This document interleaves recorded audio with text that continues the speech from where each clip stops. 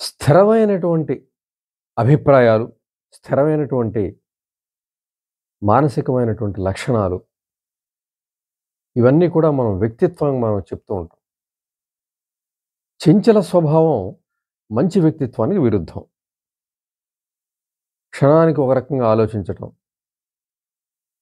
ఆలోచన వెనక పరిగెడుతుండడం, ఏ రకమైన ఆలోచన ఎటు తీసుకుపోతుందో మనిషి అదుపులో ఉండకపోవడం, ఈ రకంగా ఉండటం సరైన వ్యక్తిత్వంగా మనం చెప్పలేం.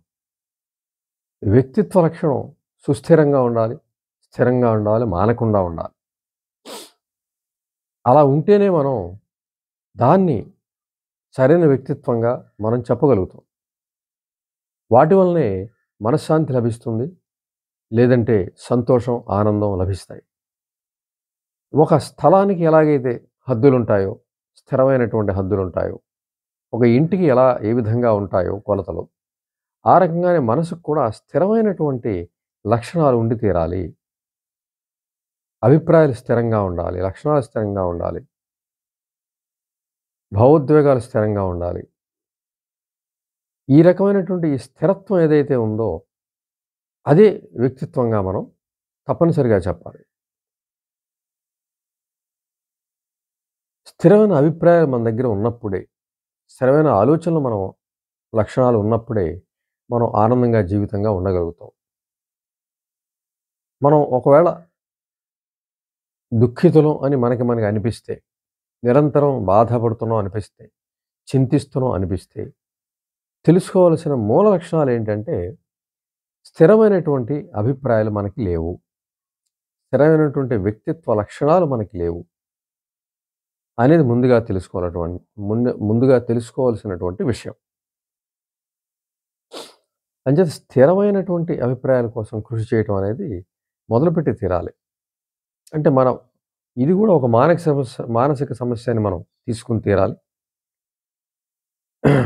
బాధపడే స్వభావం ఉన్నట్లయితే, చింతించే స్వభావం ఉన్నట్లయితే, ప్రతిదానికి దాని గురించి తీవ్రంగా ఆలోచించే స్వభావం ఉన్నట్లయితే, ఎప్పుడు వ్యక్తి తన గురించే తాను ఆలోచిస్తూ ఉన్నట్లయితే, ఇతరుల స్వభావాలను కనిపెడుతూ, తన స్వభావంతో కంపేర్ చేసుకుంటూ, తక్కువగా భావిస్తూ, దుఃఖంలో కొట్టుకుపోతున్నట్లయితే, తప్పనిసరిగా దానికి మూల కారణం ఏమిటంటే స్థిరమైన అభిప్రాయాలు లేకపోవడం అనేది తెలుసుకోవాలి. స్థిరమైనటువంటి వ్యక్తిత్వ లక్షణాలు, స్థిరమైనటువంటి ఆలోచన విధానం లేదని తెలుసుకోవాలి. ఈ ఈ చంచల స్వభావమే, ఈ అస్థిరమైనటువంటి ఆలోచనా విధానమే మూల కారణం బాధలకి, కష్టాలకి, మానసికమైనటువంటి బాధలకి, కష్టాలకి. సరే, మానసికమైన కష్టాలు, మానసికమైనటువంటి సమస్యలు తర్వాత ఫిజికల్‌గా గూడా అవి సమస్యలుగా, అనారోగ్య సమస్యలుగా మారడం అనేది సహజంగా జరుగుతూ ఉంటుంది. ముందు మనసులోనే పుడుతుంది కాబట్టి, ఈ మానసిక సమస్య మనసులో పుట్టి తర్వాత పెరిగి శరీరంలోకి వెళ్ళటం, శరీరాన్ని ఇబ్బంది పెట్టడం జరుగుతూ ఉంటుంది. అంచేత ఈ రకమైనటువంటి మానసిక సమస్యలతో కూడినటువంటి జీవితంలో ఉంటే, నిత్యం బాధను అనుభవిస్తూ ఉంటే, చింత కొనసాగుతూ ఉంటే, జీవితం పట్ల అసంతృప్తి కొనసాగుతూ ఉంటే, జీవితం అంటే ఇంతేనా అనిపిస్తూ ఉంటే, దీనికోసమైనా పుట్టాలా అనిపిస్తే, తప్పనిసరిగా తెలుసుకోవాల్సింది ఒక స్థిరమైనటువంటి అభిప్రాయాలు లేవని తెలుసుకోవాలి. అంటే ఇవి ఎలా లేవు, ఎందుకు లేవు అని ఆలోచిస్తే, మనం ఒక బాల్యంలోకి వెళ్ళవలసొస్తుంది. ఒక వ్యక్తి పెద్దయిన తర్వాత ఒక అస్థిర భావాలతో బాధపడుతూ ఉన్నట్లయితే, ఒక క్రమంగా లేని ఆలోచనలో బాధపడుతూ ఉన్నట్లయితే, ఒక అసంతృప్తిగా కొనసాగుతూ ఉన్నట్లయితే, నిరంతరం నిత్య శంకితుడుగా, చింతించే వ్యక్తిగా కొనసాగుతూ ఉంటే, తప్పనిసరిగా బాల్యంలోకి వెళ్ళాల్సి వస్తుంది. అక్కడే మనకి ఈ ఆలోచన విధానానికి మూలం దొరుకుతుంది మనకక్కడ. అంటే బాల్యంలో సరైనటువంటి ప్రేమాభిమానాలు, సమానత్వము, సమానత్వము, అలాగే ఆప్యాయత, దగ్గరతనము, విలువ ఇవ్వటం, ఇవన్నీ దొరకనప్పుడు, వివక్షత చూపించినప్పుడు, తల్లిదండ్రులు ఎవరో ఒకరు తిడుతూ, సాధిస్తూ ఉన్నప్పుడు, లేదా దూరమైనప్పుడు, వాళ్ళిద్దరూ భార్యాభర్తల కారణంగా ఏదైనా సమస్య వచ్చి వాళ్ళ దూరం అయినప్పుడు, ఒకళ్ళ దగ్గరే పెరిగే పరిస్థితి వచ్చినప్పుడు, ఏదైనా ఒక లోటు అనేది ఏర్పడినప్పుడు, అది జీవితంలో మనసు మీదే ఎక్కువ ప్రభావాన్ని చూపిస్తుంది. మనసులో అక్కడ ఒక ఆలోచన, ఒక బాధ, ఒక అసంతృప్తి, ఒక చింత మొదలైతే అది జీవితాంతం కొనసాగే అవకాశం ఉంటుంది. అక్కడే కొన్ని అభిప్రాయాలు పడతాయి. నేను ప్రేమకి అర్హత లేదా నాకు? నన్నెందుకు ప్రేమగా చూడటం లేదు? నన్నెందుకు ఆప్యాయతగా దగ్గర తీసుకోవటం లేదు? నాకెందుకు విలువ ఇవ్వటం లేదు? నన్నెందుకు తిడుతున్నారు? నన్నెందుకు సాధిస్తున్నారు? నన్నెందుకు వివక్షతగా చూస్తున్నారు? నా పట్ల ఎందుకు ఇలా ఈ విధమైనటువంటి తక్కువతనం ప్రదర్శిస్తున్నారు? అనే ఆలోచనలు అభిప్రాయాలుగా మారిపోతాయి. స్థిరపడిపోతాయి. అవి అలా మొదలైన ఆలోచన నేను తక్కువవాడిని, నేను ఆహ్, తెలివి పెద్దగా లేనివాడిని, నేను అసమర్థుడిని, నేను ఫ ఎవరైతే వివక్షత చూపరో వారితో కంపేర్ చేసుకుంటూ వారితో నాకేవో తక్కువ గుణాలున్నాయి. ఈ విధమైన పోలికతో ప్రతి శరీరానికి సంబంధించి మానసిక అనేక విషయాల్లో పోల్చుకుంటూ తమను తాము తక్కువ చేసుకోవడం అనేది బాల్యంలోనే జరుగుతుంది. ఆ వివక్షత వల్ల బాధ అక్కడే మొదలవుతుంది. అంటే పెద్దయ్యాక బాధించే ఈ బాధలన్నీ గూడా, చింతలన్నీ గూడా, అసంతృప్తులు గూడా బాల్యంలోనే బిగినవుతాయి. ప్రమేయం లేకుండా. ఒక వ్యక్తి ప్రమేయం లేకుండా ఆ బాల్యంలోనే ఈ అభిప్రాయాలన్నీ గూడా, ఈ అస్థిర అభిప్రాయాలు, మానసికమైనటువంటి బాధలు బాల్యంలోనే మొదలవుతాయి. మొదలైనప్పుడు వ్యక్తి అప్పుడు ఆ బాల్యంలో పెద్ద తనని తను సరిచేసుకునే శక్తి గాని, ఇవి తప్పని తెలుసుకునే అవకాశం గాని లేదు. వాటి గురించి చింత మాత్రం కొనసాగుతూ ఉంటుంది. బాధ తెలుస్తుంది గానీ, అది ఎందుకు వస్తుందో తెలీదు. ఎలా వస్తుందో తెలీదు. బాధ తెలుస్తూ ఉంటుంది. నేను బాధపడుతున్నాను. నేను వివక్షతకు గురవుతున్నాను. ఏదో ఇబ్బంది ఉంది నా జీవితంలో అనే విషయాన్ని గ్రహించగలుగు గ్రహించగలరు గానీ, అది దేని వలనని గ్రహించలేని పరిస్థితి. అది ఒక వయసు వచ్చిన తర్వాత ఈ బాధల్ని ఇలా కొనసాగిస్తూ ఉండొచ్చు. లేదంటే జ్ఞానం కలగొచ్చు. తెలుసుకోవచ్చు. లేదు ఇవి బాల్యంలోనే ఏర్పడి ఉంటాయి. నాకు సంబంధం ఏముంది? అనే విషయాన్ని ముందు తెలుసుకున్నట్లయితే, ఒక బాల్యాన్ని ప్రత్యేకించి ఒక విమర్శగా తీసుకొని, అక్కడ ఏం జరిగి ఉంటుందనేది కొద్దిగా తెలుసుకొనుంటే తప్పనిసరిగా వ్యక్తికి తెలుస్తుంది. అంటే ఈ అస్థిర అభిప్రాయాల వెనక, ఈ అస్థిరమైనటువంటి వ్యక్తిత్వ లక్షణాలు వ ఇవి కూడా బాల్యంలోనే ఏర్పడతాయనే విషయం వ్యక్తికి స్పష్టం అవుతుంది. ఎప్పుడైతే స్పష్టమైందో అప్పటినుంచి కూడా తను స్థిరమైన అభిప్రాయాల కోసం ప్రయత్నించాలి. ఎందుకంటే జీవితంలో ఉన్న సంతృప్తి, ఆనందం ఇవన్నీ కూడా మనకి స్థిరమైన అభిప్రాయాల ద్వారానే లభిస్తాయి వ్యక్తికి. సుఖం లేదు అని అనుకున్నట్లయితే అస్థిర అభిప్రాయాలు ఉన్నాయి అని తెలుసుకోవాలి. హ్యాపీగా ఉన్న వ్యక్తిలో స్థిరమైన అభిప్రాయాలుంటాయి. అన్‌హ్యాపీగా ఉన్న వ్యక్తిలో అస్థిరమైనటువంటి అభిప్రాయాలుంటాయి. ఇవాళ అనుకున్నది రేపు మర్చిపోతారు. ఒక స్థిరమైన అభిప్రాయం ఉండదు. ఒక స్థిరమైన వ్యక్తిత్వ లక్షణం ఉండదు.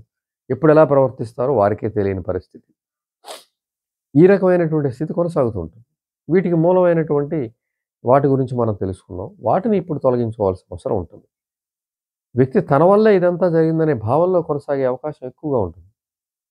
నా వల్లే ఏదో తప్పు జరిగింది. నేనే తప్పు చేశాను. తననే నిందించుకునే పరిస్థితి వస్తుంది ప్రతి క్షణం గూడా. తనని తాను నిందించుకునే పరిస్థితి వస్తుంది. నిజానికి తనని తాను నిందించుకోవాల్సిన అవసరం ఎట్టి పరిస్థితుల్లో లేదు. ఈ అస్థిర అభిప్రాయాలు గాని, ఈ అస్థిరమైనటువంటి మానసిక లక్షణాలు గాని, బాల్యంలోనే తన ప్రమేయం లేకుండా ఏర్పడ్డాయనే విషయాన్ని ముందు తెలుసుకోవాలి. ఇప్పుడు తను చేయవలసింది మార్చుకోవడానికి ప్రయత్నం చేయాలి. వేటి వల్ల ఈ అస్థిర అభిప్రాయాలు ఏర్పడ్డాయో గ్రహించాం కాబట్టి, ఇప్పుడు మనకి మనం అత్యధికమైనటువంటి ప్రాముఖ్యత ఇచ్చి తీరాలి. మనకి మనం ప్రేమను అందించాలి. మనకి మనం ఆప్యాయతను అందించాలి. మన మనసుకి మనం దగ్గరతనం చేర్చుకోగలగాలి. మనల్ని మనము ఏమాత్రం గూడా విమర్శించుకోకూడదు. మనల్ని మనం ఏమాత్రం గూడా తక్కువ చేసుకోకూడదు. మనల్ని మనం ఏమాత్రం కూడా ఈసడించుకోకూడదు. మనల్ని మనం ద్వేషించుకోకూడదు. ఇవన్నీ గూడా మనకి సంబంధం లేకుండా మన మనసులో స్థిరంగా ఏర్పరచుకున్నటువంటి అభిప్రాయాలు కాబట్టి, అవి రుద్దబడి ఉన్నాయి కాబట్టి వాటిని తప్పనిసరిగా తొలగించిన అవకాశం మనకి ఉంటుంది. ఎప్పుడు మన తప్పు కాదు అని తెలుసుకున్నప్పుడు మాత్రమే ఈ అవకాశం ఉంటుంది. మన తప్పు అనుకున్నప్పుడు ఒక రకంగా ఉంటుంది. అది వదిలించుకోవడం కష్టంగా ఉండొచ్చు. కానీ మన ప్రమేయం లేనిది త్వరగా మనం వదిలించుకోగలం. ముందు ముఖ్యంగా మానసిక లక్షణాలు మన ప్రమేయం లేదు అనే విషయాన్ని మనం గ్రహించగలిగితే తప్పనిసరిగా వాటిని తొలగించుకునే ఆలోచన విధానం మొదలైపోతుంది. మనసే సరిచేసుకోవడం మొదలుపెడుతుంది. దాని నుంచి ఆహ్, ఏదైతే అస్థిర అభిప్రాయాలు ఉన్నాయో స్థిరమైన అభిప్రాయాల కోసం మనసు ప్రయత్నిస్తూ ఉంటుంది. దాన్ని మనం ఎంకరేజ్ చేయాలి. మార్పు జరుగుతూ ఉన్న క్రమం ఎప్పుడైతే ఈ విషయం తెలిసిందో వెంటనే మారడానికి మనసు ప్రయత్నం చేస్తూ ఉంటుంది. దాని వెనక మనం వెళ్ళాల్సొస్తుంది. మనం ఇది కాదు. మన వ్యక్తిత్వం ఇది కాదు. మనం కాని వ్యక్తిత్వంలో కొనసాగుతూ వచ్చాం. సరైన సరైనది కాని వ్యక్తిత్వంలో కొనసాగుతూ వచ్చాం. ఇప్పుడు సరైన వ్యక్తిత్వంలోకి వెళ్ళి తీరాలి. అంచేత ముందు బాల్యంలో లభించని వాటి కోసం మనం ఇప్పుడు ప్రయత్నించి తీరాలి. ఇప్పుడు మనల్ని మనం ప్రేమించాలి. మనల్ని మనం గౌరవించాలి. మనం అత్యధికమైన ప్రాముఖ్యమైన వ్యక్తిగా గుర్తించాలి. ప్రపంచంలో ఎవరు నీకు అత్యంతమైనటువంటి ఇష్టమైన వ్యక్తి అంటే నేనే అనుకునే పరిస్థితి రావాలి. అలంకారం దగ్గర నుంచి అన్ని విషయాల్లో ప్రాముఖ్యత ఉండి తీరాలి. ఒక మనిషిని మనం ప్రేమిస్తే ఎంత ఇంపార్టెన్స్ ఇస్తామో ఆ ప్రేమించే మనిషి మనమే అవ్వాలి. ప్రతిదానికి ప్రాముఖ్యత ఇవ్వాలి. చదువు దగ్గర నుంచి ఏ పని చేస్తున్నా సరే ఎవరు ప్రముఖమైన వ్యక్తి అంటే తనే అనే భావనని వృద్ధి చేసుకోగలిగితే, తనే ప్రేమించుకోగలిగితే, ఆరాధించుకోగలిగితే, తనకి ప్రాముఖ్యత ఇచ్చుకోగలిగితే, తనకి తను విలువ ఇచ్చుకోగలిగితే ఆత్మగౌరవం వృద్ధి చెందుతుంది. కోల్పోయిన ఆత్మగౌరవం వృద్ధి చెందుతుంది. స్థిరమైన అభిప్రాయాలు అప్పుడు ఏర్పడతాయి. ఇవి తక్కువై అస్థిర అభిప్రాయాలు ఉన్నాయి. ఎప్పుడైతే ఈ తనకి తను ప్రాముఖ్యత ఇస్తూ వెళ్తున్నారో స్థిరమైన అభిప్రాయాలు ఏర్పడతాయి. స్థిరమైనటువంటి వ్యక్తిత్వ లక్షణాలు ఏర్పడతాయి. ఎప్పుడైతే స్థిరమైనటువంటి వ్యక్తిత్వ లక్షణాలు ఏర్పడుతూ ఉన్నాయో మనశ్శాంతి లభిస్తుంది, ఆనందం లభిస్తుంది, సంతృప్తి లభిస్తుంది. అంతకుముందు ఉన్నటువంటి ఆలోచన విధానం అంతా కూడా పోతుంది. అది వ్యక్తి మాత్రమే తనకి తను చేసుకోవాల్సిన పరిస్థితి. ఇందులో ఎవరి సహాయం ఉండదు. ఈవెన్ ఇంట్లో తల్లిదండ్రులు, సోదరులు కూడా సహకరించరు. స్నేహితుల సంగతి కూడా చెప్పలేం. ఎంచేతంటే ఇటువంటి అస్థిర అభిప్రాయాలు ఉన్న వ్యక్తులకి స్నేహితులు కూడా అంతగా ఏర్పడే అవకాశం లేదు. సరైన స్నేహితులు కూడా ఉండే అవకాశం తక్కువ ఉంది. కాబట్టి తనకి స్నేహితుడుగా మారి, తనకి తనే తల్లిదండ్రుల సంరక్షణగా మారి, తనకి తనే గాడ్‌గా మారి, తనని తను సరిచేసుకోవాలి. తన జీవితంలో స్థిరమైనటువంటి అభిప్రాయాలను ఏర్పరచుకోవడం ద్వారా సంతృప్తిగా ఉన్న జీవితంలోకి వెళ్ళి తీరాలి.